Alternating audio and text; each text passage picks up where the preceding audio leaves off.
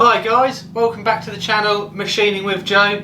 So it's really exciting to have you guys back here today in the workshop because did a 2022 workshop tour and going to show you guys all the way around the workshop.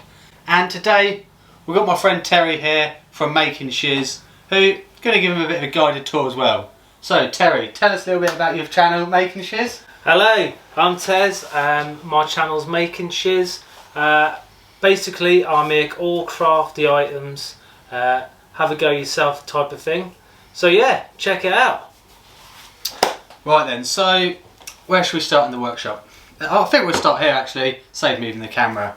So this is sort of the, we call it the hub of the workshop. It's sort of, I never really had this in the old workshop, and when I built this place I really wanted somewhere just to be able to sit, do some drawings, almost like a sort of island as such, like you'd have in a kitchen. So a little bit about this really is under the bench I use it for a lot of metal storage. So working here in the workshop, use a lot of metal, big heavy bulky bits of metal, so it's a good place just to store stuff. And like I said, on top I tried to keep this like a clean area where I can assemble things. So Terry, have you ever seen a chopping board like this before? In my kitchen. Yeah, well, here in the workshop I use this like a surface plate, so a lot of you guys have asked me about this, and yeah, it's literally just a granite chopping board.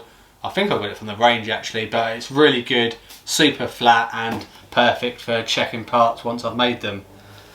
A few other little things that I've got up here. I like to keep all my sort of expensive equipment, let's say, in here, so all my dials, all my calipers, they're all kept up here nice and clean.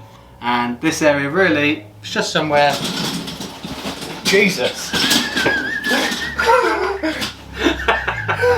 nearly, just somewhere you can sit and work if you need to. So that's the bench, probably the least exciting thing in the workshop, but it's a good place to start. Right, let's next head over to the mill.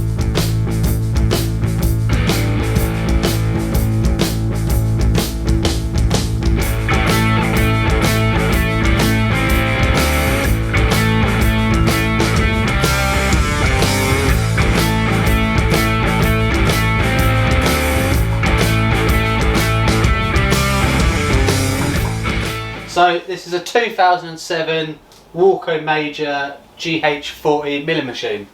Terry, do you know what a milling machine is? Any ideas? Not Obviously, massively, looks like a massive drill. Well, yeah, that's exactly what a lot of people think it is. They're pretty similar to like a pillar drill. Like you've got this lever here, pulls things down, and you can do drilling on this as well. But a major difference between a milling machine like this and a pillar drill, you've got the ability to move the tables. So you can move the tables backwards and forwards, side to side. And by doing that, with the addition of a metal cutter, you can basically slap bits of metal in the vise here and shape the bits of metal however you want. So it's actually a really cool bit of kit. When I first really started out in the workshop, I didn't have a milling machine as such, and I used to use it with a grinder, try shaping things, but yeah, ever since I got this thing, it's been an absolute lifesaver really. Multi-purpose then? It is pretty multi-purpose, yeah, so you can get all different attachments for your milling machine. So this is like a face cutter, so you can basically swap this out for this, and then you can just get the surface of a... It's like a big router bit. Yeah, they're pretty chunky. What else have we got? Obviously got a drill chuck. Sweet. It's probably pretty familiar with a drill chuck sort of thing. Might not have seen them like that. But yeah, you can literally just swap out the attachments in here for whatever purpose you need it for really. So yeah, it's a really good bit of kit and something I definitely wouldn't want to be without here in the workshop. So just for you guys that are thinking from more of a technical point of view, like asking some questions about this milling machine. So it's a round column mill, which I get a lot of questions asked about this. Is like, why did you go for a round column mill?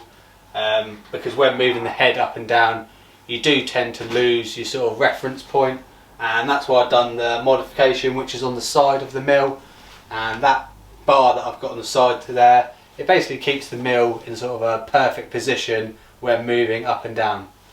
Granted, it's not perfect, a sort of dovetail column mill would be much better, but here for the workshop this is perfect. And I've got to admit, it's really heavy. Me and my mate Jamie, do you know Jamie? Yeah. Yeah, me and Jamie had to move this the other week, and I think the mill in total took about 260 kilos. So although that in machining terms is still a really small mill, for two guys trying to move this thing, 260 kilos is bloody heavy. So yeah, I'm glad it's in now. It's on a nice solid metal bench, which I fabricated at the old workshop. And you know, this is lasting really well actually, this bench. It doesn't seem to bow, and it's just a solid bit of kit. Looks new still, doesn't it? It does, yeah. It's not really rusted at all, which is great. Yeah, I've probably had the... I don't know, it's probably about a year and a half old now, the bench. Doesn't look it. Yeah. That's all good. Yeah, it's a solid bit It's of a kit. big old beast, isn't it? Yeah. So yeah, it's like... It's got 6 speeds, this mill as well. All done by the tiles here. You can literally, if you want to, slow it down. You can go really slow if you want. That's slow.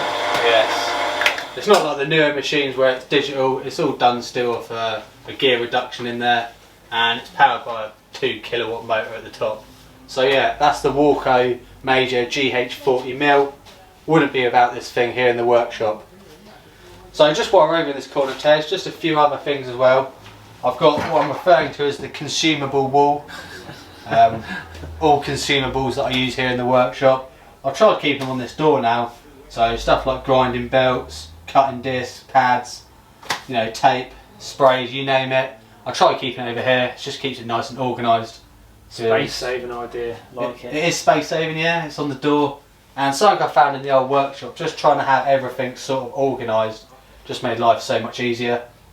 And yeah, just utilising really every bit of space you can. Nice. Like even just these little shelves here in the corner, having all the equipment I need for the milling machine right next to it, it's ideal. And also it's sort of out of the way where it's up on shelves. Nice. So yeah, that's sort of this corner here. Moving over just a little bit before we go, we've got some welders here as well. So we all know what a welder is. They make splattery noises, make stuff really hot, burn you if it lands on you.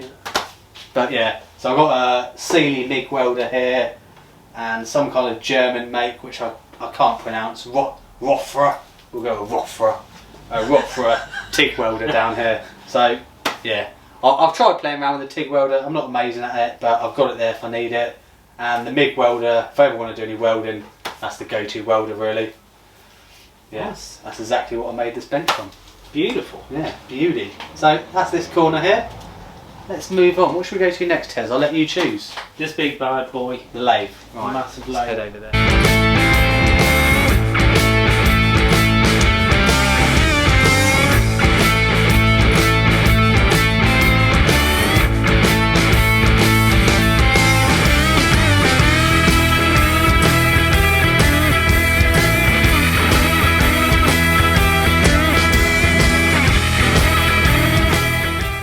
Right, moving swiftly across then to probably my favourite bit of equipment here in the workshop.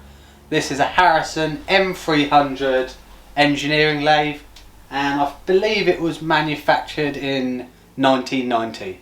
So Terry, I'm going to throw a load of numbers at you. Don't worry about any of that, we'll get on to the more interesting stuff in a minute. But for any of you guys at home, basically this has got a 600mm centre to centre, and I think it can turn somewhere between like 18 inches, I want to say. So yeah, it's got quite a good capacity here for me in this small workshop. It's actually powered by a 3-phase 2.2 kilowatt motor, and I've not actually got 3-phase here in the workshop. So blue box over there on the bench is a phase converter, so it basically takes single phase electricity coming in and pumps out 3-phase so I can power this beast of a lathe. So Terry, do you know anything about lathes other than what we've seen today? Absolutely nothing. Okay. I know they turn really fast. They can do, yeah. And you get wooden ones and metal ones like this one is, right? Yeah. That's pretty much it, apart from just little bits I've seen on YouTube. Okay. So yeah, unlike the mill where you put whatever you want to shape, let's say, in the vise. Yeah. In a lathe, you put whatever you want to shape in the chuck. Yeah. So at the minute I've got my scroll chuck in there, but under the bench I've got many chucks. Oh my goodness. Got big chucks like this that fit on there. I've got an even bigger chuck down there, but I haven't had my Weetabix today, so we won't be getting the other one out. But basically, yeah, you can change the chucks on here. When I first got this lathe, it didn't have this tool post, but the tool post is basically where you put your tools that do the cutting on the material. So I made this one here in the workshop over a series of videos, but basically by pulling a lever you can slide the tool off. Nice. And then I've got an array of tools up here, which that's actually set up the other way around, but we'll use this one. But yeah, you can basically just swap tools out, slide them on there, and then lock it in, and then that tool's ready to start cutting. But yeah, how it works, handle turns the lathe one way, and then this handle turns it in and out. And by doing that with the sort of dials on the side, you can get really accurate parts. Cool. But yeah, it's a big old beast. It was, when I say the mill was heavy, this thing is really heavy. You wouldn't be able to move this, let's say, by lifting it up. It's over 600 kilos. I think it's like 620 kilos in weight. So I think that's about the similar weight of a Mini. So this thing is basically the size of an old Mini, but you know, not a lot of room. So it's really heavy. So how'd you get it in here? So actually, the guy that I bought it off originally, he's got some like special trolleys. They're a bit like sack trucks. They go at either end. Oh, okay. And then they're on like a hydraulic jack to lift it off the floor. And then yeah, you wheel it in, and then yeah, this is probably where it's going to stay for the rest of its life while I'm living here anyway, because I won't be moving this around in a hurry. But yeah, it's a cool bit of kit. So if you wanted to, would this do wood? Yeah, it does do wood. So to turn wood, you need quite a quick speed. You probably wouldn't use these sort of cutting tools. No. You would use a sort of steady rest and a chisel really. But yeah, by all means, a metal lathe can cut wood. You know, people don't advise it just because the wood can get in places and get lodged in, but yeah, so it's all dirt. yeah, it gets more like a paste. But by all means, if you're going to clean it down after you've done it, there's no reason why you can't use this to turn wood. Oh, okay. Some might say you might be able to turn the most accurate pieces of wood out there, because a lot of wood turners are quite like, just, you know, they take bits off at a time, where this can take, let's have a look. So yeah, the smallest this can take off is 0.01 millimetre. That's just off the handle. When you start using the compound slide as well at angles, you can take off like 0.001. So yeah. Jesus. Yeah, you can take off tiny amounts of metal. What have you made with this bad boy then? So, like I said, I made the quick change tool post on here. Yeah, I've seen that. I have made a machinist's hammer in the past for work. Oh, this? Yeah, that's the bad boy, yeah. Beautiful. So yeah, machinist's hammer, they're really handy to have around the workshop. That one's got a brass and aluminium end, and you can swap the ends out depending on what work you need to get done. But that was a little project we've done. It's really nice, that. It's nice, yeah, but not quite as nice as, oh, you found it already. My, yeah. So that is a model replica of Luke Skywalker's lightsaber. It's a 1-to-1 replica, and I made that, it's got to be nearly 2 years ago now. That was one of the first ever projects I'd done on my small Walco lathe that I've got over in the corner. We'll have a brief look at that later on, because that's where the channel started. But yeah, that's the sort of things you can turn on a lathe. That is cool. That's awesome. It's something I really wanted to do, is have a lightsaber that's weighty. Yeah. Yeah, all the lightsabers that you can buy, they're obviously made from like plastic. This feels real. Yeah, that's solid stainless, so it's really bulky. Yeah, it's cool. It's cool to have. It's cool to be able to make stuff like that here in the workshop. But yeah, that's the lathe. So should we move around and I'll give you a quick guided tour of sort of this sort of area. There's not too much to show really in that area. So yeah, we'll skim over this area pretty quick, but we've got the phase converter in the corner. Like I said a minute ago, that's for the lathe. Got the 3D printer. Nice. I know you like 3D printing as well. Love a bit of 3D printing. Yeah, do quite a bit of 3D printing on your channel, don't you? Yeah. So this is probably one of the things we might have in common in this workshop at the minute, is in both got the equipment. So yeah, it's only a small little printer, but it's great for printing prototype things I use in the workshop. So I'll show you something now. A quick sneak peek into the next project on the workshop. So I need a new chuck key for this lathe. So using a 3D printer, I 3D printed a chuck key, which fits in here nicely. Nice. But by doing that, it sort of gives me an idea of what size I want it for. So I probably use a 3D printer a little bit different to you. Well, I do that as well. Oh, do you? To get a 3D look. To get an idea of what it's going to look like. Yeah. Because you don't want to make everything by a 3D printer, otherwise all the crafters out there will go redundant. That's it, yeah. But yeah, they're really good bits of kit, so yeah, that's the 3D printer. And then yeah, we've just got a lot more storage under the bench really. I'm a massive fan of Adam Savage. I don't know if you watch any of his stuff. Yes, it's getting there. It is getting there, but I know Adam talks a lot about like first order retrieval. So things that you use on a daily basis, basically have them just so you can grab them really. Yeah. So stuff like my nuts and bolts, you know, tooling, stuff like that I keep here. And then under the bench I keep stuff that I don't really use that often, just so it's kept in the workshop and I know where it is, but I don't ever really need to go down there and use that unless I really need it. Yeah. So that's just sort of the bench, as it were. A bench, again, made in the workshop a couple of years ago now. Do most of the metal work over on this bench really. That's why it's got the metal top. Yeah. So if I ever want to do any welding, I can literally just put a part on the bench, hook the welder up, and then yeah, that acts as the earth. And then yeah, I've got a belt sander, grinder over here.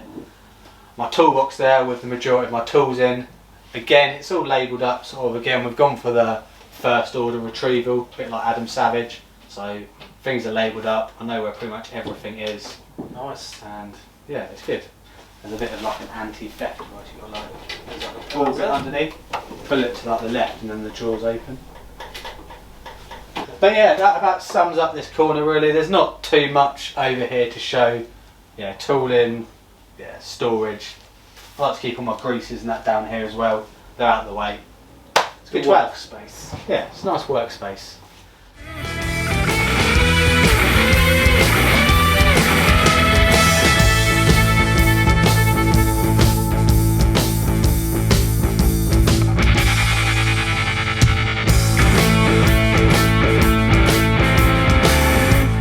This is a fairly new addition to the workshop. How I sort of rate new additions in the workshop: are they still under a 12-month warranty? If yes, then it's fairly new. Unfortunately, the lathe, you know, it's from 1990, so that's out of its warranty. But this is still under warranty, so I'm classing this as a new bit of equipment for the workshop. So you probably use bandsaws in your workshop, I imagine, don't you? Yeah, not as beefy as this, obviously. Yeah. So, I have got one. Yeah, so they all work the same really. They spin basically a hacksaw blade, just round and round, and you chop stuff up with them. So this one is quite good in the sense that, so it's on a hydraulic ram. Yeah. So by winding this all the way in, it sort of locks it up. And then if you want to cut stuff really slow, you can just wind this out until you get the sort of speed that you want. Oh, nice. And then yeah, it works as in. Turn it on, spin it round. You've got a vise here as well, so you can clamp any bits of metal in there. And something that I don't really use that often, it has got an angle adjustment. So if you want to use it like a miter saw and spin it round, you can do like 45-degree cuts. Oh, cool. Which is pretty cool for metal. If you're welding bits together, you can get nice corners. But yeah, these are really good. I never had one really when I started off with my machining, and to be honest, they're really good to have because they just keep the workshop a lot cleaner. I used to like cut all my metal with grinders, and you'd end up with like grinding dust everywhere. Yeah. You'd end up with like really wonky cuts, so you'd have to do a lot more machine work to get them like flat again as such. But this thing cuts flat every time, and it can cut through some bulky stuff. Like what have we got under it? Oh god! Oh, so this bit of steel, I can't remember how big it is. 80 square it's got there.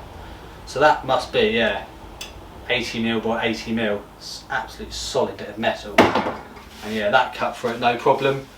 It did take about don't know, half an hour, but it got through it, and you know, it's the sort of thing that you can just put the cut on, walk away, leave it, do some other machining, go get a cup of tea, cup of coffee, whatever you want to do, come back and yeah, it's done it. So yeah, this is a really cool bit of kit here in the workshop, and I wouldn't be without it really. It's a lifesaver. It's a beast. It is a beast, yeah.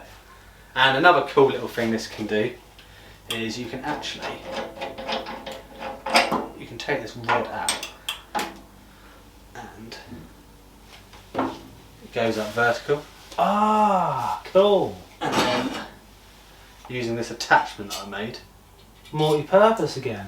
you know, you can then that bolts onto there, and then it's like cool. a vertical bandsaw. Yeah, nice. So having that on here is pretty cool. I have used it for a few projects actually in the past. See on the milling machine there, those sort of round, Yeah, the bit that's added on, yeah, I had to cut them down. yeah. So that was easy. Well, not easy, it's pretty hard, but it was, you know, it was good doing it on here. There's no other real way in the workshop I could have done that. So this is a cool little attachment. One definitely worth doing if you've got one of these bandsaws. So we're slowly getting to the end of the workshop tour, because I've only got quite a small workshop really compared to some guys on here. Dimensions in here, you know, have a guess. How big do you reckon it is in it, Tez? It's pretty big, Joe. To be fair. What? 12 be 16? Oh, you're old school. You're Oh, sorry. You're imperial. Now you're testing me now. Like the 12 is right. Yeah. That's the 4 meters. It's about 12 by 10, I think it is. 12 by 11 and a half. Ah, it's spacey. It is spacey. Considering what you've got in here. Yeah, it's crammed in. So But it's spacious still. for the room for activity. it is. There's plenty of room to walk around. Metric wise, because imperial, that's like the Yanks really. Actually, I suppose old school English, they use foot, don't they? Yeah. I'm old school. Yeah, it's I've got to get this right now. So it's 3.5 meters wide, Yeah. and 4 meters long. So here in the UK, it was something I had to look into quite a bit actually, because a lot of people have sort of said, "Oh, do you need planning permission for this workshop?" Yeah. And I've literally built it just under what you are allowed for planning. So for planning permission, you've got to keep a shed, as this is, under 15 meters squared. Didn't know that. And I believe this is like 14.25, I think it is. Right, okay. So it's literally like just under. And again, with the height, you allow 2.5 meters high if you're within like a neighbour's boundary, which this is. Yeah. So yeah, it's pretty much 2.5 meters. It's plenty taller. I've got no wiggle room on the height. There was a little bit more I could have gone on the width maybe, but for me, I think this is perfectly big enough. Yeah, it's definitely tall enough. I mean, me and you are 6'2". Yeah, it's definitely tall enough. So talking of the little lathe, I think we'll finish the video over there actually, and just go through where Machining with Joe sort of started and the equipment we've got over in that corner.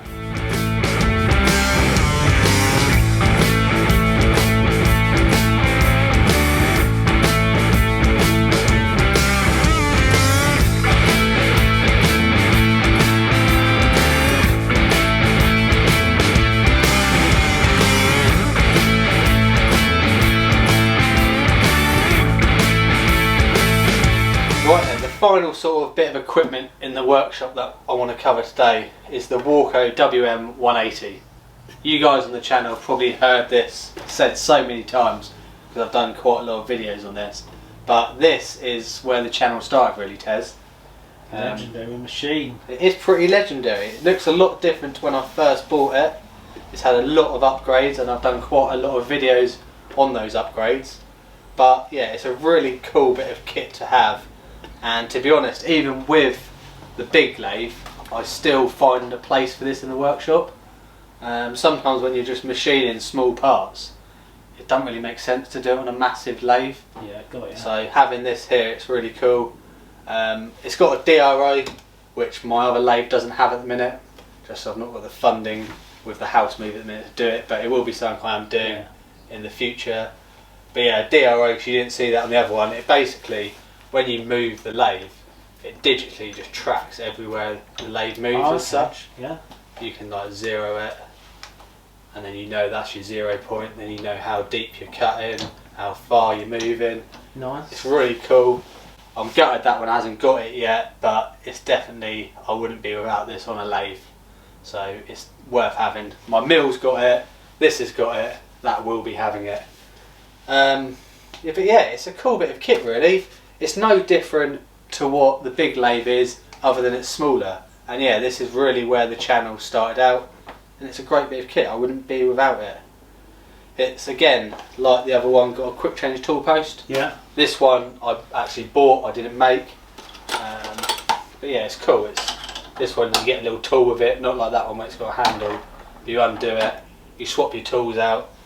And like the theme throughout the workshop, I'm trying to keep all the tooling near what it's for. Yeah. So yeah, up here we've got all the tools for the lathe, and yeah, they just slot in, tighten up, and then that tool is good to go. But yeah, that's the lathe. Obviously you probably recognise this board as you kindly donated, but this is my to-do list board. Try putting all my projects up there, some of which, oh actually I need to rub this one off. We have done that light switch fuse.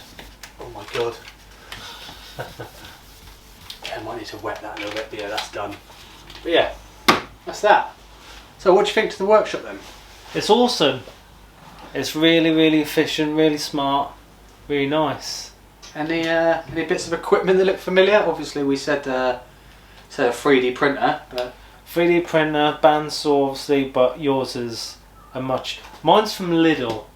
oh, there's nothing wrong with Lidl tooling. But it does... I think if you're into this hobby of making metal, making anything like I do, you upgrade as you use. Yeah. So I'm not going to use a bandsaw as much as you would, so I don't need to buy a really expensive one.